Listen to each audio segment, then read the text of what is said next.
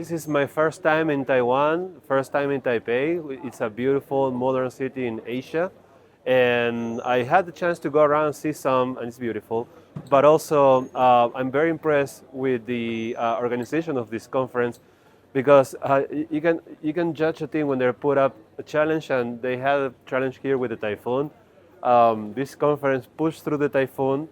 The sessions kept going, no matter how much wind, no matter how much rain. So that is, to me, it's impressive that the infrastructure of the city was up and running. The conference was up and running. So that was, a first impression that was very positive for me. So in terms of this conference, it's going great. Meeting a lot of people from around the world. I think that the Taiwanese scientific and biopharmaceutical community, it's a bubbling community. It's an exciting community. Like Taiwan is known to be one of the most entrepreneurial countries in the world, and you can feel that in the air here. The way that you talk to people, how exciting they are about the prospect of modern technology, AI, innovation, and using all those tools to help patients cure diseases and so on.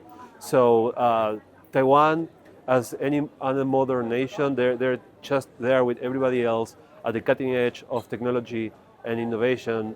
So this is a great place to be for an event like this. And to me, that I live in New York, and it's far away. So discover that the other side of the planet, there are like-minded people doing similar things and with the same goals and objectives like we back in the U.S.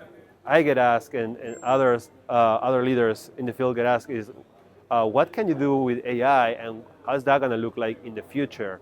So I think that AI has the potential to be very transformative, and perhaps when the pendulum between hype and risk aversion kind of like settles in the middle, and finally AI takes a reasonable place in the industry, we're going to see an AI that is focused on solving specific problems in the drug discovery pipeline and solving specific bottlenecks. So in drug discovery, you have areas of hardship, like for example, identifying good drug targets, novel targets like we do at Mesogenics, but also areas of, like, for example, lead design or setting up a clinical trial.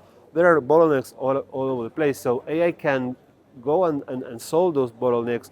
So AI will be most useful and most valuable in the areas of true need, of actual need, when you can solve a problem that you couldn't solve before.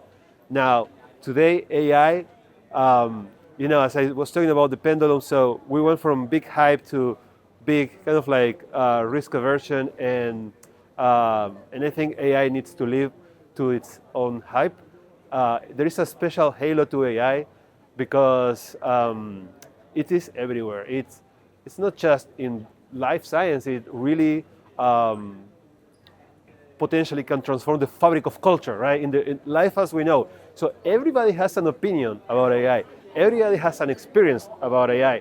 So even though, for example, my company does ADC RNA splicing in AI, I've never seen a Hollywood movie about splicing or ADCs, but it's so many movies about AI. So it lives with us in many levels as professionals, as just as human beings. So AI will be looked at with special lenses. How much is this going to transform us, and what's going to happen? So there is a lot of fear and expectation around AI.